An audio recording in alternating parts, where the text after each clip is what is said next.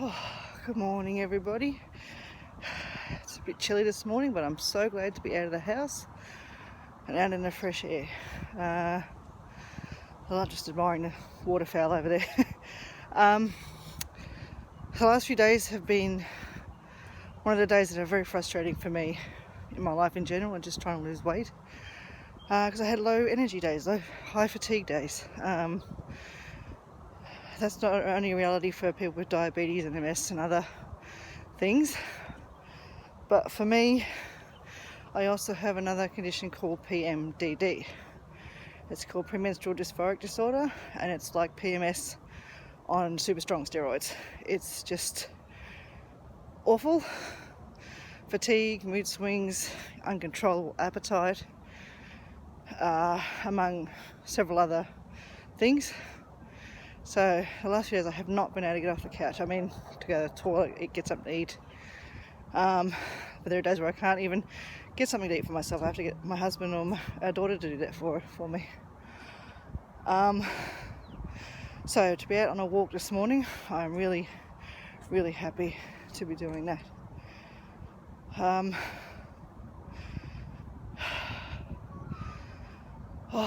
Fresh air is so lovely.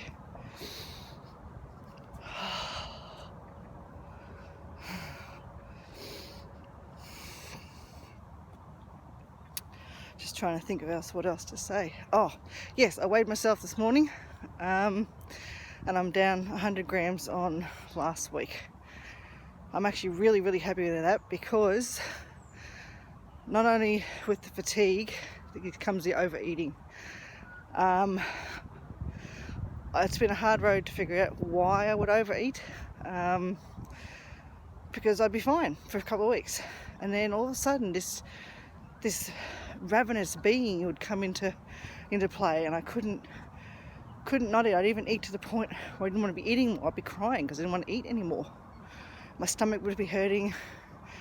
Sometimes I'd vomit later, and that went on for decades, and I couldn't figure out why I didn't have the self-control, or why I couldn't stick to a diet, or what was wrong with me that I didn't have the willpower to do what was necessary. Scientifically and logically, I knew. I counted all the calories, I did all the workouts.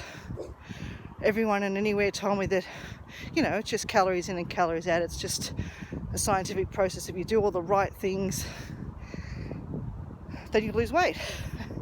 Yeah, and I'd lose weight up to a point, and then because of the binge restrict cycle, I put it all back on, or I couldn't maintain it, or I get fed up with not understanding why I became this ravenous beast.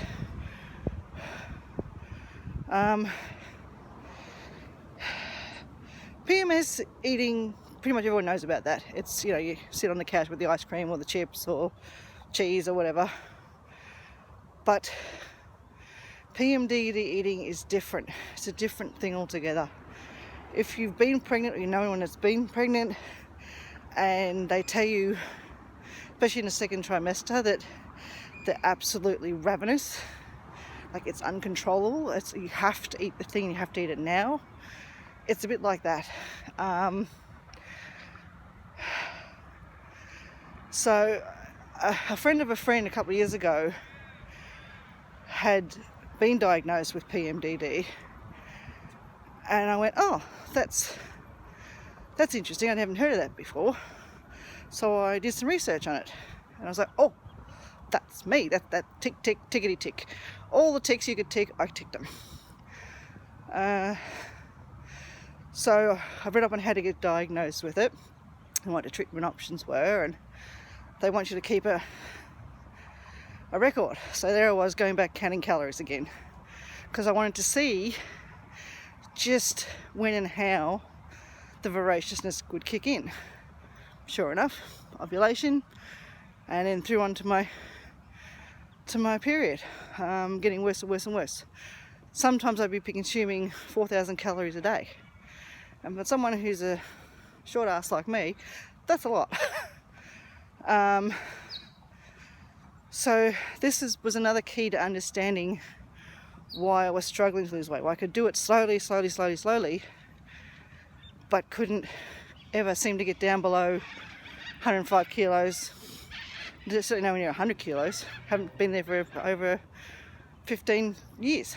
But having this information really solidified for me that wasn't something I was to blame for.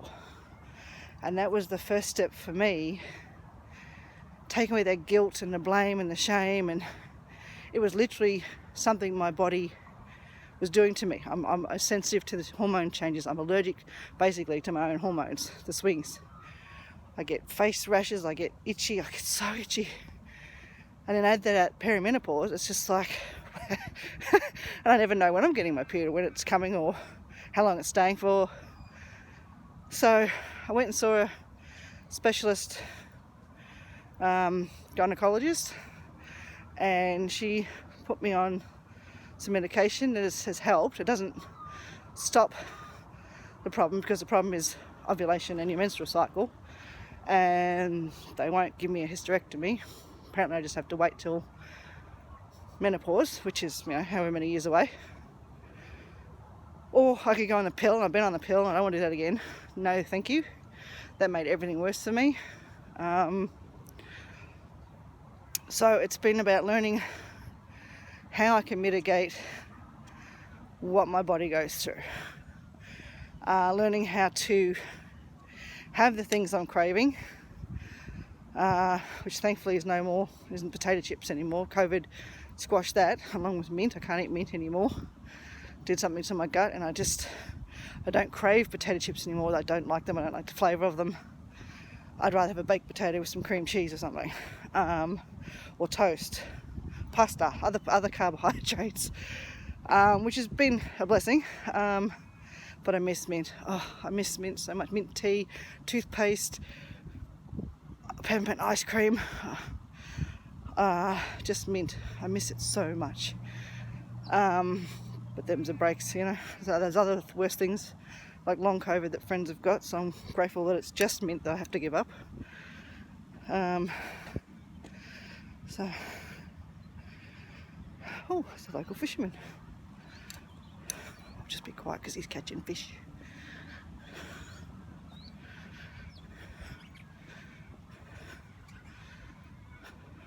Don't know if you can hear the local wildlife in the background, all the birds honking.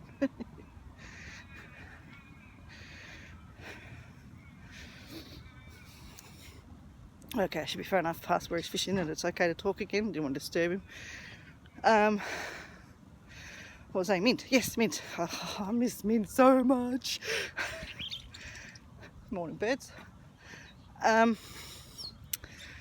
So, yes, PMD. I had to figure out when and how my fatigue spurts would come, how my insomnia would come. Some of the insomnia is anxiety, some of the insomnia is MS, some of it's perimenopause, a lot of it's PMDD. So not only am I so tired that I can't do anything, I'm then sleeping 4 hours a night, or I'm getting interrupted sleep 6 or 7 times awake of a night. So years past, I would put on anywhere between 1 to 4 kilos in the second half of my cycle. So for me this week, having 3 days where I couldn't get off the couch, 2 of those days were overeating, which is better than it used to be because I now know how to eat. If I want bulk, I have the things I want that I'm craving, and then add some soup or vegetables or other things that give me that full feeling that my body's craving. So that helps. Still frustrated by the whole thing because I'd rather not be doing this, every month. But it is what it is. That's my life, that's my body, that's my genetics, that's what I have to deal with. So yeah, this morning, grateful to be outside, grateful to have lost 0.1 this month because it's much better than putting on 4 kilos. And that tells me that I'm learning my body, I'm learning how to live with what is my reality. It's like I can't keep hoping and wishing that I could do things the way they used to be or the way I want them to be. Morning, ladies. So,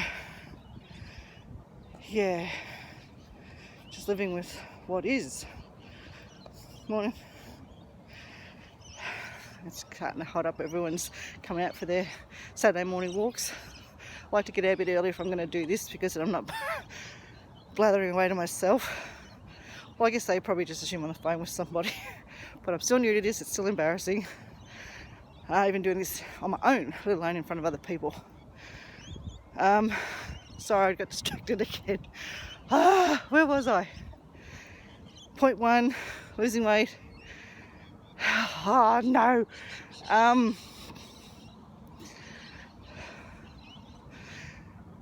Anyway, I'm glad I've lost weight. Glad I didn't gain weight. And the reason I know what I'm doing is working is because I'm below 100 kilos for the first time in over 15 years. I've kept down below that. This is the 8th week in a row. To be fair, the first week I got down below it. It was through stress. I didn't eat, I didn't have appetite for a week. I lost like 4 kilos in a week, and that was really distressing. Because it was the opposite problem. No matter how much I wanted to eat, my body didn't want the food. That hasn't happened before. It was very, very unusual.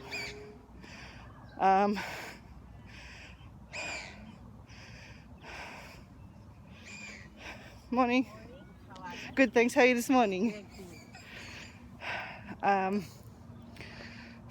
I might do is turn around and change my route so that there's less people go the way they're going. It distracts my thought every time. Okay.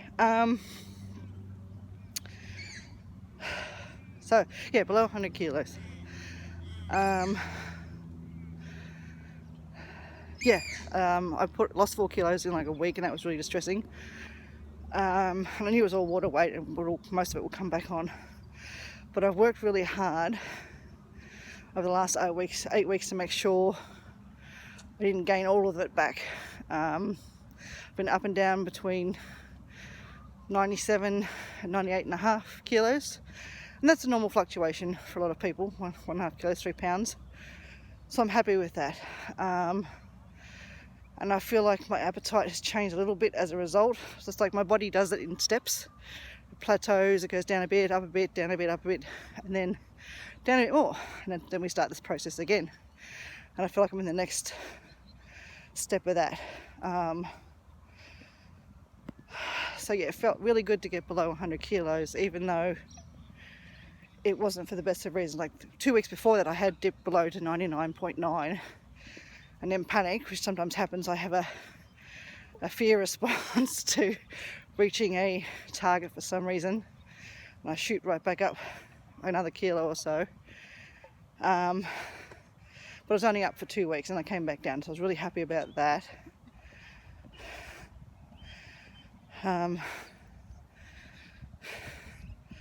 Need to catch my breath, have a drink. Morning. Hang on, it's under my drink bottle.